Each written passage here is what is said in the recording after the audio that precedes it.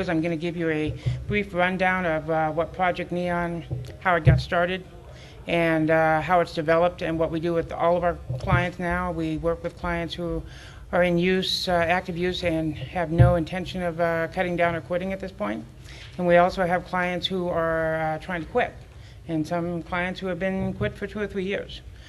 So what happened is back in 1991, 92, there was some research done by a guy named Chili Clay in Seattle, Washington. It turns out that about 49 to 51% of all gay and bisexual men who injected crystal meth also were HIV positive. So after he did this research to find out what the connection was, at first they thought it may have been because of dirty needles, things of that nature. They found out that in the community it was because of the overt sexual activity. So what they then did is they developed a program called Project Neon, and they were using what they call peer educators.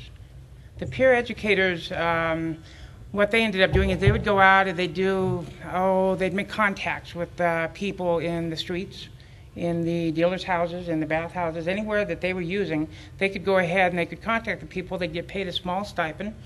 And during that contact, they'd do needle exchange, they'd give out information, they'd do referrals, they'd do all kinds of great things to help with the community.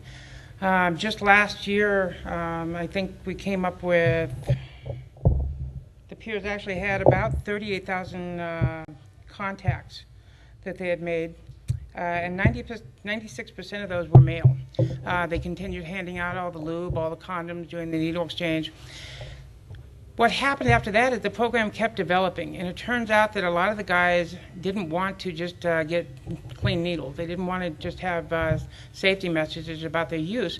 They actually wanted to quit. So what Project Neon then did was they developed a support group, which they called Speed, Sex, and Sanity. And with Speed, Sex, and Sanity, that allowed guys to come in and talk about their use. Allowed guys to talk about what it might feel like if they were going to try to cut down. We gave them information on the consequences of what was going to happen when they cut down. And that continued for a couple of years. And then what we discovered was that a lot of the guys still just wanted to quit. But they didn't want to use traditional recovery.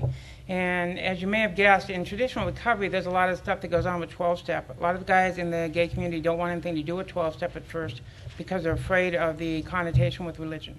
They hear that word God, and it's like, I don't want anything to do with that. So what we did is we came up with a program that was run by another chemical dependency professional.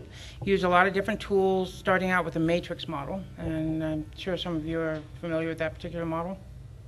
It's some cognitive behavioral approaches.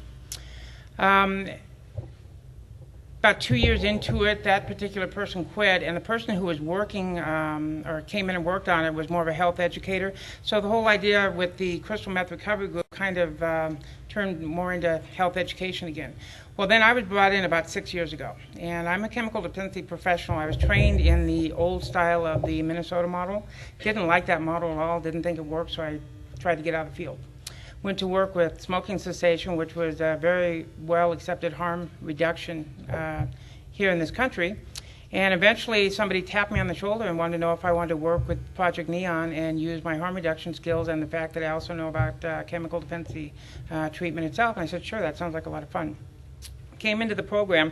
What I discovered is that I was going to be running a crystal meth recovery program that goes about 3 months. It's a closed group as opposed to most traditional groups. And that's really important when you're working with the guys, because there's going to be a lot of talk about their sexuality. There's going to be a lot of talk about how crystal and sex intertwine, and you don't want to have a scenario where you have like 5 or 6 guys in the group and then suddenly one night there'll be 3 or 4 new guys coming in. So what we decided to do is we created this group where we'll start with the one group of guys, and that one group of guys will continue for about 3.5 months. So that there's no surprises, the guys can get really comfortable with each other and feel like they can really talk to each other. Well, that was doing okay, but that meant that there was a couple of months during the year when we really didn't have anything for the guys to go to. And so I came up with the idea of trying to do a support group for people who were in recovery that wasn't the regular 12-step or traditional AA, CMA type of thing. What happened was that at first we didn't know if this was going to work, and when I first put it together, I was at an office about half the size of this because we used to run groups in the office. And what happened was I had to sit on my desk that night because the room was so full. So we added that group to our grant for the next cycle. And it became a group called Crystal Clear, and it went along pretty well. Some weeks a lot of guys would come, some weeks not very many guys would come. And the crystal meth recovery group kept getting stronger and stronger. And one of the reasons for that is on top of the matrix model, I'm also trained in things like hypnotherapy. And I was using some of those techniques for relaxation to teach the guys different ways of learning how to relax. I brought in yoga instructors, did a lot of different things to keep that going. The guys were doing really well with that. And so they started attending the Crystal Clear group, but what they wanted was a peer-led support group. So we tossed that idea around for a while, and what we did was we had another agency in town train the guys over a weekend to do facilitation. And so when the guys were trained up to do facilitation, they then started doing the Tuesday night group. And what that means is they were volunteering. I'd sit in on the group, they'd volunteer, and it became very, very popular. In fact, it became so popular at that point that I had to start doing it in 2 separate rooms. Then the guys thought, well, wouldn't it be great if we could have this group meet on other nights, because Tuesday night is not the night when we all need extra support. And so what happened is the first time we could get it together was on a Monday afternoon, and then a group started up on Saturday night. Then another group started up on Thursday afternoon, and another group started up on Friday night. And the Friday night and the Saturday night groups have become the most popular times for the guys to get together because, as they say, that's when they need the most support. One of the really nice things about that is that it's a lot of networking. In other words, when the guys come in, they will exchange what they call their phone tree list. Because they said when they were out using, they could call their dealers. They knew how to get a hold of the drug. But now that they're trying to do some kind of recovery or abstinence, they didn't know what to do. They could call us up during working hours, but they really didn't know a lot of other people. So with the Strength Over Speed group, as it's now called, they've created this whole little community where they can rely upon each other, and works out really well. I've known that over the last couple of years they've done holiday parties, Christmas parties, Thanksgiving parties, New Year's parties that are all crystal free.